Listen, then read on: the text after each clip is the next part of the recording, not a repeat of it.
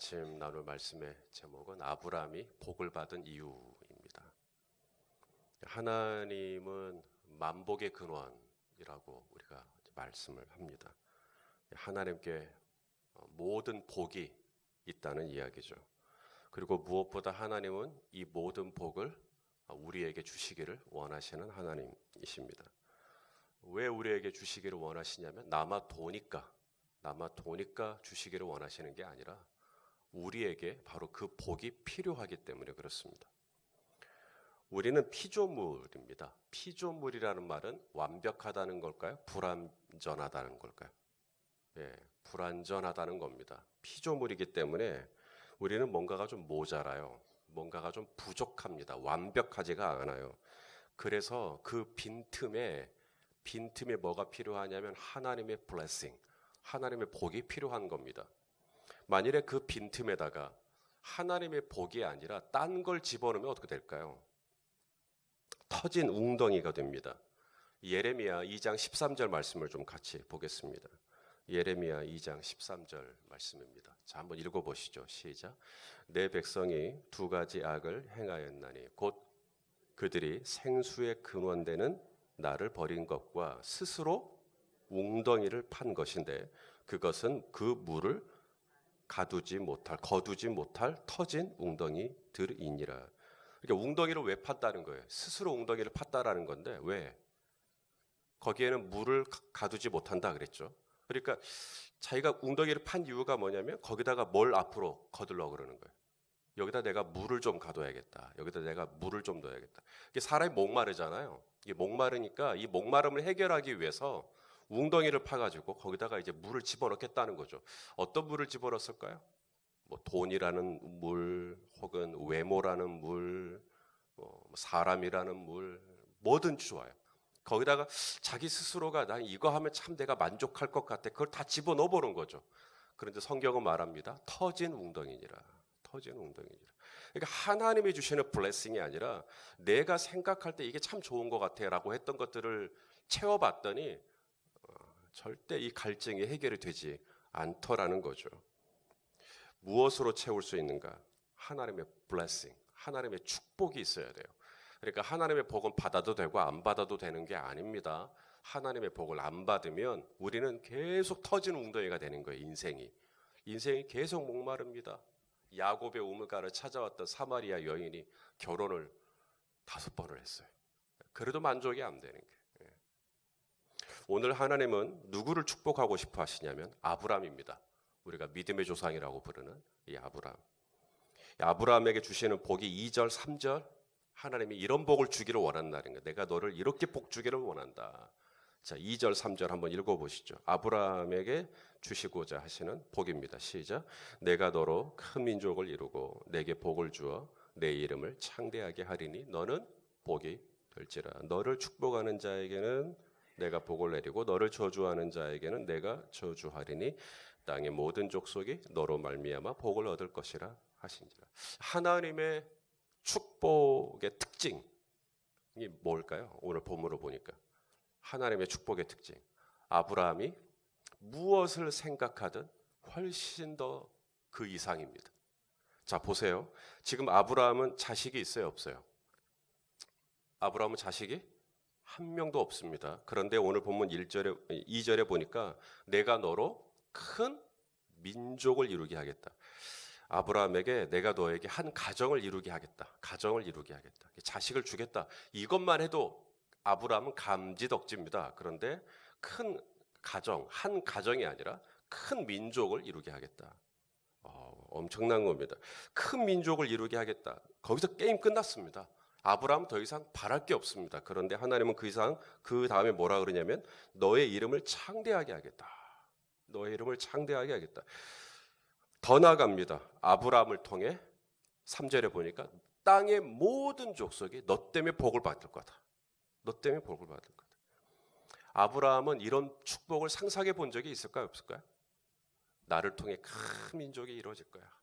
그렇죠? 내 이름은 앞으로 창대하게 될 거야. 그리고 땅의 모든 족속이 나 때문에 복을 받을 거예요. 아브라함은 상상도 해본 적이 없는 축복을 하나님이 부으시고 계시는 겁니다. 이 축복을 받기 위해서 아브라함이 할 일은 무엇입니까? 말씀을 따라가는 것입니다. 말씀을 따라가는 거예요. 자, 오늘 본문을 보시면 아브라함은 하나님을 따라갔다라고 말하지 않고 말씀을 따라갔다라는 표현을 의도적으로 성경은 기록합니다. 자, 오늘 본문의 4절이죠. 읽어보실까요? 시작. 이에 아브라함이 여호와의 말씀을 따라갔고 롯은 그냥 사람 따라갑니다. 그와 함께 갔으며 아브라함이 하란을 떠날 때 나이가 75세였더라. 보물섬이라는 아주 고전이 있습니다. 로버트 스티븐슨이 쓴 이 보물섬, 뭐 영화나 뭐 그런 데서 많이 나왔으니까 이 보물섬을 갈 때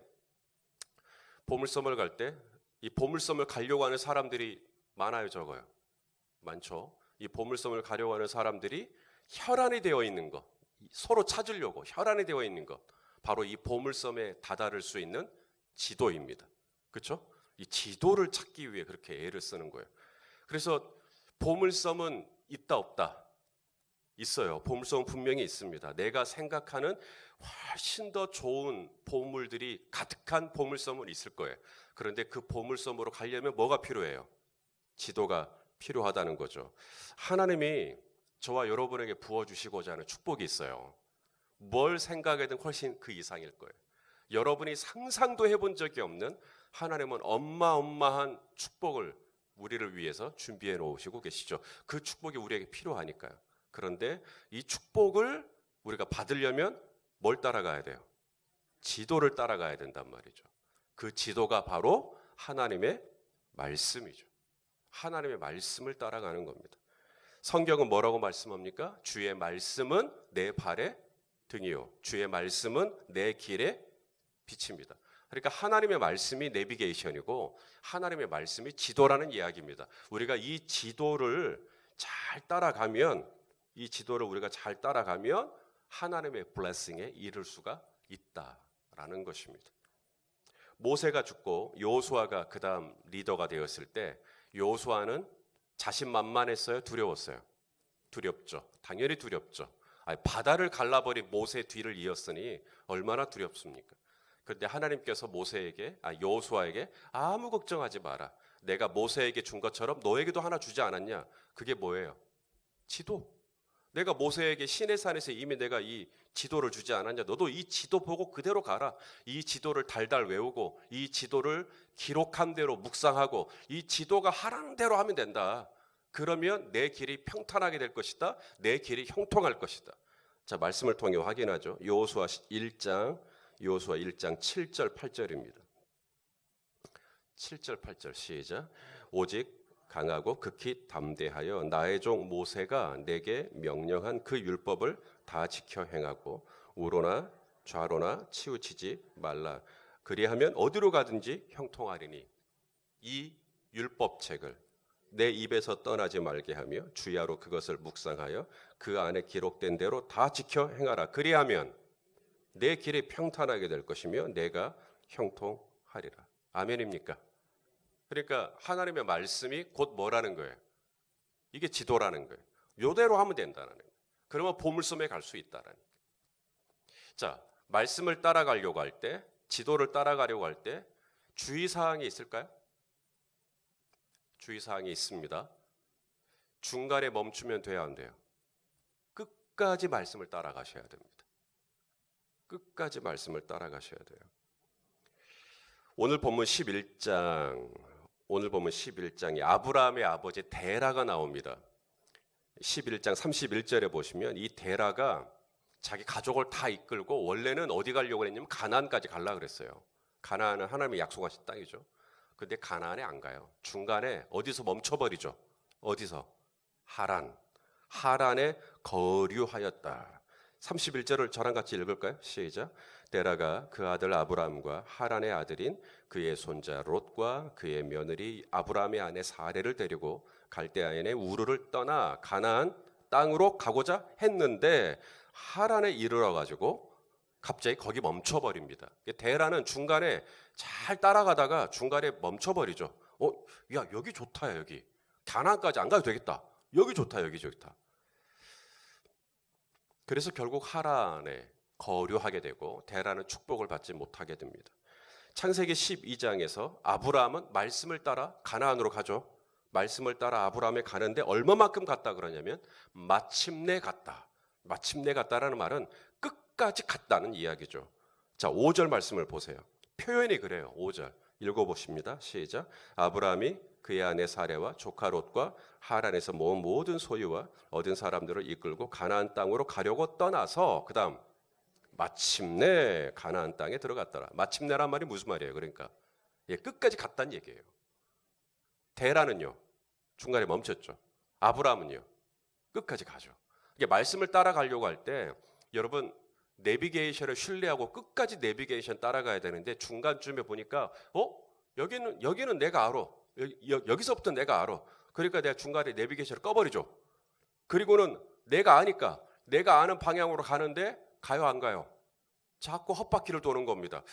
여기 내가 분명히 와봤는데 여기 내가 아는데 이쯤에서부터는 내가 할 수 있는데 내가 충분히 내 마음대로 내 인생을 좌지우지할 수 있다고 생각하고 어느 순간 내비게이션을 꺼버립니다. 그러면 안 된다는 거예요. 끝까지 지도를 보고 따라가셔야 돼요. 중간에 내 힘, 내 지혜 이걸 가지고 하면 오만 떨면 안 된다는 거예요. 하나가 더 있어요. 우리가 하나님의 복을 받기 위해서 아브라함이 했던 일이 첫째는 말씀을 따라갔고요. 아브라함이 하나가 더 했어요. 예배를 드렸어요. 예배. 제단을 쌓았다. 이게 예배를 드렸다는 이야기거든요. 가나안에 도착해서 하나님은 말씀하십니다. 내가 이 땅을 너에게 주겠다. 내가 이 땅을 너에게 주겠다. 성도 여러분, 가나안에 도착했을 때 아브라함이 본 것은 뭘까요? 바로 가나안에 살고 있는 사람들을 눈에 봤겠죠? 자, 오늘 보면 6절입니다. 6절. 자, 읽어볼까요? 시작. 아브라함이 그 땅을 지나 세겜 땅 모래 상수리 나무에 이르니 그때에 가나안 사람이 그 땅에 거주하였죠. 그러니까 아브라함이 본 것은 가나안 땅에 사는 사람들, 가나안 사람들을 눈에 보는 건데 여러분 가나안 사람들의 외모가 기억하십니까? 가나안 사람들의 외모. 가나안 땅을 탐지했던 정탐꾼들이 이 가나안 땅 사람들의 외모를 이야기하죠. 키가 작아요, 커요? 엄청 크죠.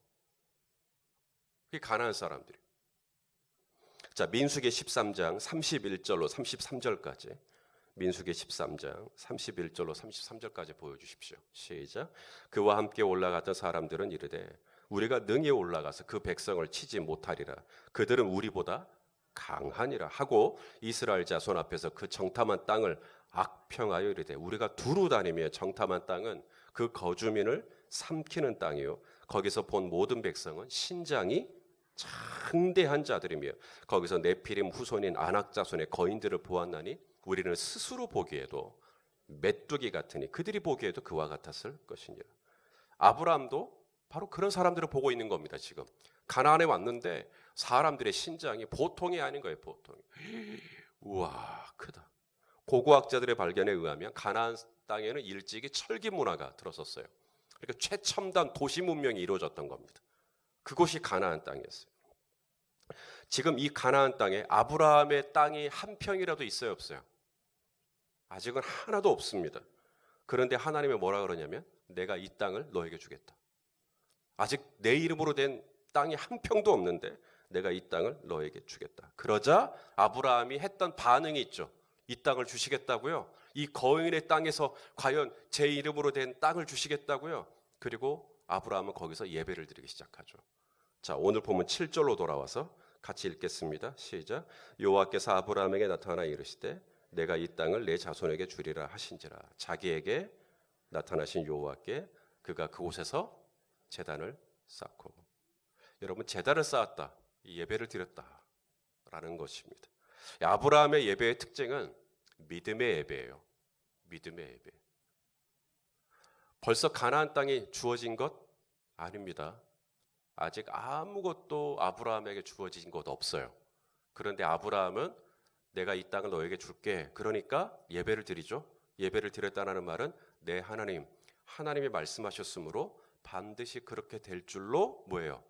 믿습니다 하고 드리는 거예요. 그게 예배예요. 주님, 그렇게 될 줄로 믿습니다. 아브라함의 예배의 특징, 그 믿음의 예배고요. 두 번째, 아브라함의 믿음의 특징은 뭐냐면 언제 어디서나 드리는 예배.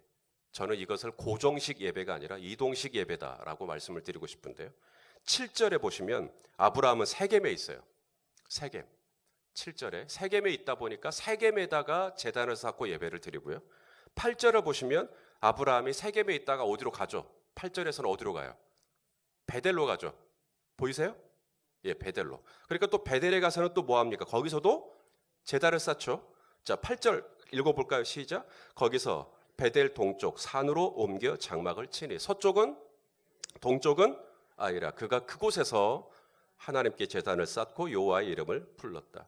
이게 세겜에 가면 세겜에서 제단 쌓고 베델로 가면 베델에서 제단을 쌓고 나중에 헤브론으로 갑니다. 헤브론에다 제단을 쌓고 계속해서 아브라함의 예배의 특징은 뭐냐면 내가 어디로 가든지 내가 무엇을 하든지 항상 거기서 먼저 예배를 드리는 거예요. 제가 오늘도 이전 감사 예배를 드리러 가요. 나주에서 사업하시다가 이제 광주로 오신 거죠. 그러니까 목사님 예배 드려주세요. 그게 성경적이에요. 세겜에 있다가 그렇죠. 베델로 오면 또다시 예배를 드리고 싶다라는 거죠. 저는 믿음의 반응이라고 생각해요. 목사님 와서 예배 인도해 주세요. 사랑하시는 여러분, 아브라함의 예배의 특징은 아직 딱 한 평도 없는데도 하나님이 내가 이거 줄게 그러니까 아멘 하고 믿음으로 반응하며 드리는 예배. 또 하나는 아브라함의 장막이 세겜에 있으면 세겜에서 예배를 드리고 아브라함의 장막이 베델에 있으면 베델에서 예배를 드리고 아브라함의 장막이 헤브론에 가면 헤브론에서 또 하나님을 예배하고 하나님이 가장 기뻐하시는 것 바로 범사에 하나님을 인정하는 것입니다. 자, 오늘 본문을 보시면 8절에 보니까 여호와께 제단을 쌓고 그 다음에 뭘 불렀다 그러죠? 하나님의 이름을 불렀다. 이 표현이 참 특이합니다. 하나님의 이름을 불렀다. 여호와의 이름을 불렀다. 이게 뭘까요? 자, 우리가 하나님의 이름을 부르죠. 하나님, 주님. 지금 이름을 불렀어요. 이게 왜 불렀죠? 하나님의 이름을 불렀다라는 것은 첫째, 하나님이 살아계시다는 걸 인정하는 거예요. 그러니까 하나님의 이름을 부르죠. 그리고 하나님 하고 이름을 부르면 하나님이 응답하실 줄로 믿고 하는 거예요. 하나님 이라는 거. 그리고 하나님이라고 이름을 불렀다라는 것은 하나님이 인격적으로 지금 살아계시다라는 걸 인정하는 거예요. 그러니까 하나님하고 이름을 부르는 거죠. 여호와의 이름을 불렀다라는 말은 지금 종교적으로 예배를 드리고 있다는 뜻이 절대로 아닌 겁니다. 하나님이 가장 싫어하시는 것 중에 하나가 종교입니다. 기독교 신앙생활을 하는 거죠. 교회를 다니는 이유가 그냥 기독교이기 때문에 아니요. 그건 종교적인 거고요. 우리 하나님은 종교가 아니잖아요. 하나님은 진짜로 살아계시고 지금도 우리와 함께 하시는 하나님이신 줄로 압니다. 그 하나님의 이름을 부르면 하나님이 들으시고 응답하시고 도와주시고 역사해 주시고 가르쳐 주시고 깨닫게 하시고 채워 주시고 붙잡아 주시는 우리 하나님은 실제로 살아서 역사하시는 하나님인 줄로 압니다. 그 하나님의 이름을 불렀다. 그것은 아브라함이 인격적으로 하나님과 동행했다는 뜻이고요. 하나님이 가장 기뻐하시는 일이 바로 이겁니다. 하나님을 범사에 인정해 드리는 거예요. 하나님이 여기 계시고 하나님이 나를 보고 계시고 하나님이 내가 그분의 이름을 부르면 나를 듣고 계시는 하나님. 자, 말씀을 통해 확인하죠. 잠언 3장 5절 6절입니다. 잠언 3장 5절 6절. 자, 읽어보시죠. 시작. 너는 마음을 다하여 여호와를 신뢰하고 네 명철을 의지하지 말아라. 너는 범사에 하나님을 인정하라. 그리하면 당신의 지도는 안전하게 될 것입니다. 하나님을 인정하세요. 아브라함의 예배의 특징, 여호와의 이름을 불렀더라. 이게 뭐냐면 하나님은 살아계시고 지금 내게 약속하신 것을 분명히 이루실 수 있고 하나님은 전능하시고 하나님은 나를 인도해 줄 수 있는 분. 그렇게 하나님을 인정해 드린 거예요.